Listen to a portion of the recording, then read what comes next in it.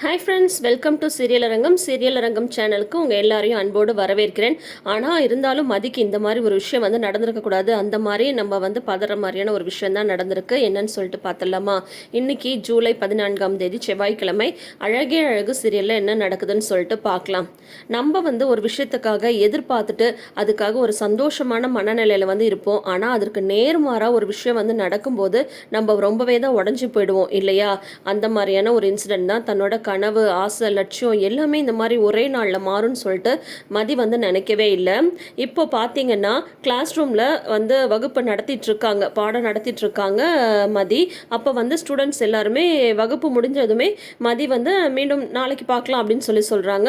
அப்போ வந்து ஸ்டூடெண்ட்ஸ் எல்லாம் வந்து மதி கிட்ட சொல்கிறாங்க, மேம் இன்னைக்கு வந்து உங்களுக்கு பெர்மனெண்ட் ஆகிறதுக்கான ஆர்டர் வந்து தரப்போகிறாங்கல்ல அப்படின்னு சொல்லும்போது, உங்களுக்கு எப்படி இதெல்லாம் தெரியும் அப்படிங்கும்போது, என்ன மேடம் எங்களுக்கு வந்து தெரியாதா? எங்களுக்கு பிடிச்ச ஸ்டாஃப் நீங்கள், அப்போ உங்களை சுற்றி என்ன நடக்குதுன்னு நாங்கள் வந்து கவனிப்போம்ல, எல்லாருமே உங்களை பற்றி தான் பேசிகிட்டு இருக்காங்க.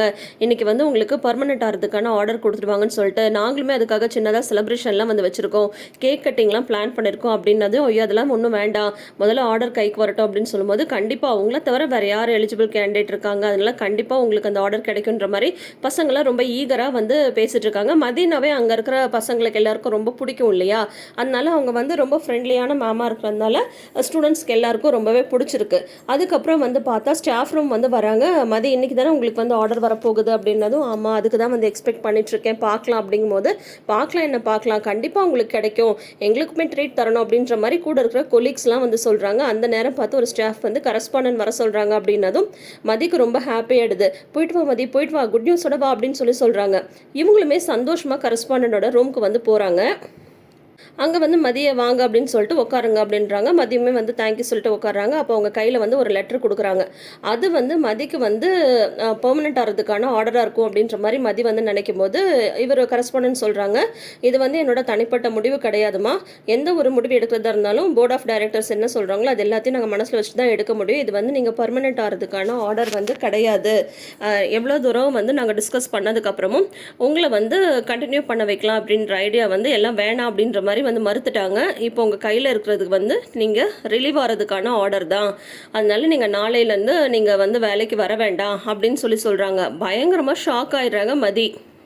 மதியால் இதை நம்பவே முடியல. சார் நீங்கள் என்ன சார் சொல்கிறீங்க அப்படின்னதும், ஆமாம்மா அப்படின்னு சொல்கிறாங்க. இல்லை சார் என் மேலே என்ன சார் தப்பு இருக்குது, எதனால் இந்த மாதிரி நடந்ததுன்னு நான் வந்து தெரிஞ்சுக்கலாமா? ஏன் சார் நான் எஃபிஷியண்ட்டாக வந்து கிளாஸஸ் எடுக்கலையா, நீங்கள் வேணால் எல்லோரும் கேட்டு பாருங்கள் சார், அவங்க வந்து சொல்லுவாங்க, ஸ்டூடெண்ட்ஸ்கிட்ட கேளுங்க அப்படின்னு சொல்லும்போது, இல்லை வந்து யாரையும் கேட்குறதுக்கோ டிஸ்கஸ் பண்ணுறதுக்கோ எதுவும் இல்லைம்மா, இது வந்து என்னோட தனிப்பட்ட முடிவு கிடையாதுன்றதை நான் ஆல்ரெடி வந்து சொல்லிட்டேன், பெரிய டிஸ்கஷனுக்கு அப்புறம் தான் நாங்கள் வந்து இந்த முடிவையே எடுத்திருக்கோம் அப்படின்ற மாதிரி அந்த கரஸ்பாண்டன்ட் வந்து சொல்கிறாரு. நீங்கள் வந்து டேலண்டான ஒரு ஸ்டாஃப் தான், இல்லைன்னு சொல்லலை, ஆனால் இங்கே வந்து உங்களை கண்டினியூ பண்ண வைக்க முடியாது. ஸோ உங்களுக்குமே பிரைட் ஃபியூச்சர் இருக்கும், அதனால நீங்கள் வந்து கிளம்பலாம், இன்னிலேருந்து நீங்கள் வந்து ரிலீவ் ஆகிக்கோங்க, நாளையிலேருந்து நீங்கள் காலேஜ் வர வேண்டாம் அப்படின்னு சொல்கிறாங்க. எவ்வளோ ஒரு ஷாக்கிங்கான ஒரு விஷயம் இல்லை? எனக்கு ஒரு விஷயம் வந்து புரியல. ஒரு காலேஜ் மேனேஜ்மெண்ட் அப்படின்றது வந்து பார்த்தீங்கன்னா ஒரு தனி மனிதன் வந்து சொல்லிட்டு போனதுக்காக ஒரு நல்ல எஃபிஷியண்ட்டான ஒரு ஸ்டாஃபை வேலையிலேருந்து எடுப்பாங்களா? ஆக்சுவலாக இந்த ஸ்டோரியோட ரைட்டர் வந்து பார்த்தீங்கன்னா ஒரு லேடி தாங்க. அவங்க வந்து இதுக்கு முன்னாடி விஜய் டிவியில் நிறைய ஸ்டோரிஸ் வந்து எழுதியிருக்காங்க. மெயினாக வந்து பாகியலட்சுமி, பாண்டியன் ஸ்டோர்ஸ் அப்படின்ற மாதிரிலாம் எழுதிட்டு இருக்கிற பிரியா தம்பி அப்படின்றவங்க தான் ரைட்டர். அவங்க ஏன் இந்த மாதிரி ஒரு ஸ்டோரி வந்து கொண்டு போகிறாங்கன்னு தெரில. மலரை வந்து வீட்டில் கிட்டத்தட்ட ஒரு அடிமையாக வந்து காட்டுறது, இப்போ இங்கே வந்து பார்த்தீங்கன்னா நல்ல ஸ்ட்ராங்காக இருக்கிற ஒரு எஃபிஷியண்ட்டான ஒரு ஸ்டாஃபுக்கு வேலை போகிற மாதிரி வந்து பண்ணுறது. ஏன் இந்த மாதிரிலாம் அவங்க வந்து எழுதுகிறாங்க? முதல்ல அந்த மாதிரிலாம் எழுதுறதுக்கு அவங்க பேனாவே வந்து இடம் கொடுக்குதா? எப்படி இந்த மாதிரி வந்து பெண்களை வந்து தாழ்ந்து போகிற மாதிரி இவங்களால வந்து காட்ட முடியுது அப்படின்றத எனக்கு புரியல. என்னடா ரொம்ப நாளாக சீரியல் வந்து நல்லா போயிட்டுருக்கே அப்படின்ற மாதிரி நினைக்கும் போது இப்படியான ஒரு கான்செப்ட் எதுக்கு கொண்டு வந்திருக்காங்க? ஒரு வேலைன்றது மதிக்கு எவ்வளோ பெரிய ஒரு பேக் போனாக இருக்கும் தெரியுமா? இதுக்கப்புறம் வந்து மதி வந்து வேறு வேலைக்கு போகிறது, முன்னேறது, அது எல்லாம் வேற மாதிரி. ஆனால் தங்கராஜ் வந்து சொல்லிட்டு போனாருன்றதுக்காக ஒரு மேனேஜ்மெண்ட்டில் இப்படி ஒரு முடிவு எடுப்பாங்களான்னு சொல்லிட்டு நம்மளால் ஏற்றுக்கவே முடியாத ஒரு ஸ்கிரிப்டாக இது வந்து இருந்துகிட்ருக்கு. முதல்ல எப்படி ஒரு பெண்ணால் இன்னொரு பெண்ணை வந்து இந்த மாதிரி தாழ்த்தி காட்ட முடியும்? சரியா? அதை தான் வந்து எனக்கு வந்து ரொம்பவே கோபமாக வருது இந்த ஒரு கான்செப்ட் நடக்கும்போது.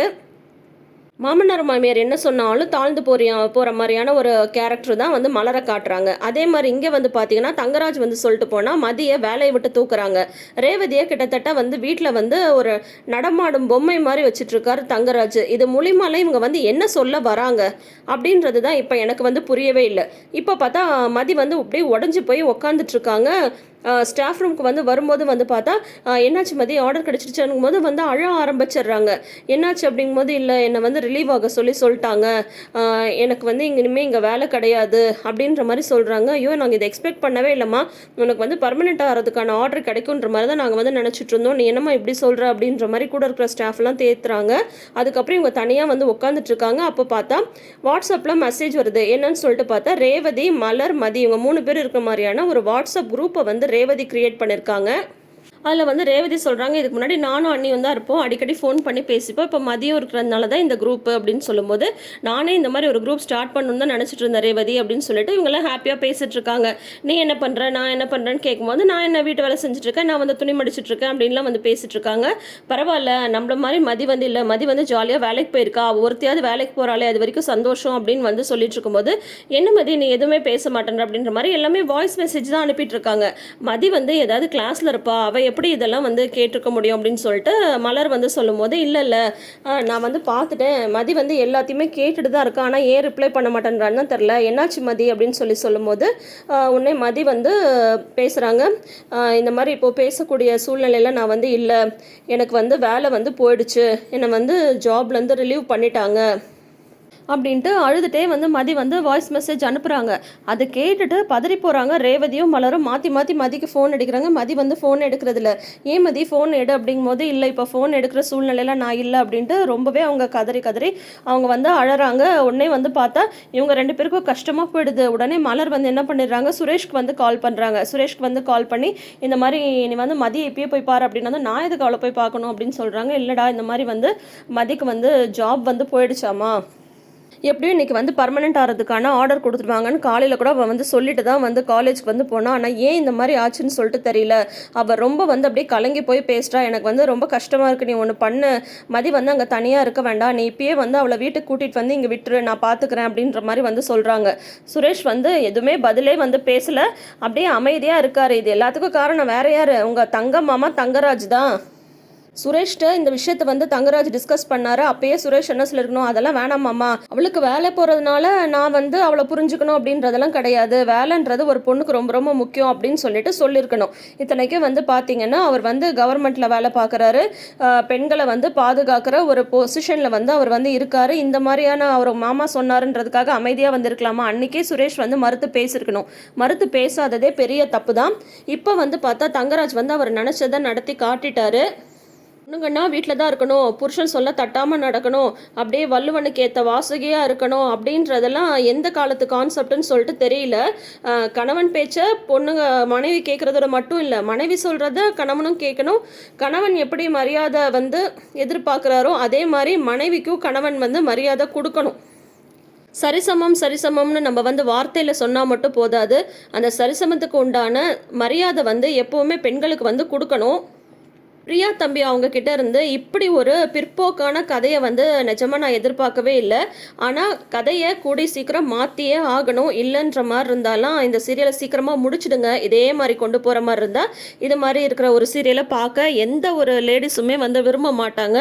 சீரியலை விரும்பி பார்க்குறது லேடிஸ் தான்ன்றது தெரிஞ்சும் இந்த மாதிரியான ஒரு ஸ்டோரி லைன் எதுக்கு கொண்டு போகிறாங்கன்றது தான் புரியல. ஸோ இப்போ வந்து பார்த்தா சுரேஷ் வந்து காலேஜ்க்கு கிளம்பி வராங்க.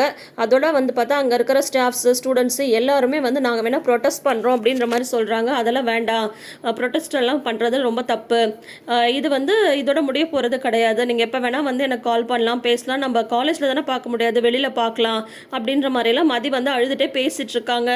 அதை பார்த்துட்டு அப்படியே அமைதியாக நின்றுட்டுருக்காரு சுரேஷ். இப்போயாவது அவருக்கு வந்து அந்த தவறு வந்து உணர்ந்தால் பரவாயில்ல, பார்க்கலாம் என்ன பண்ணுறாருன்னு சொல்லிட்டு. இதுக்கு மேலேயாவது மதிக்கு சப்போர்ட்டாக வேறு வேலை கிடைக்கிறதுக்கு ஏதாவது வந்து ஒரு பூஸ்டிங் கவுன்சிலிங் மாதிரி எமோஷனல் சப்போர்ட்டாலாம் அவர் வந்து இருந்தால் நல்லா இருக்குன்றது தான் என்னோட கருத்து. நீங்கள் என்ன நினைக்கிறீங்கன்றதை மறக்காமல் கமெண்ட் செஷனில் சொல்லுங்கள். இந்த வீடியோ உங்களுக்கு பிடிச்சிருந்ததுன்னா வீடியோக்கு ஒரு லைக் கொடுங்க. உங்களோட எண்ணங்களை கருத்துக்களை வந்து நீங்கள் பதிவிடும் போது தான் எந்த மாதிரியான கதைக்களத்தை நேயர்களாகிய நம்ம வந்து எதிர்பார்க்குறோன்றது வந்து அந்த ஸ்டோரி எடுக்கிறவங்களுக்கே தெரியும், அந்த சீரியல் எடுக்கிற அந்த டீமுக்கே தெரியும். அதனால உங்களோட கருத்துக்களை மறக்காமல் பதிவிடுங்க. வீடியோ பிடிச்சிருந்தா லைக் பண்ணுங்கள், நம்ம சேனல் பிடிச்சிருந்தா சப்ஸ்கிரைப் பண்ணுங்கள். சீரியல் அரங்கத்தை நிறைந்த அரங்கமாக மாற்றுங்க. தேங்க்யூ.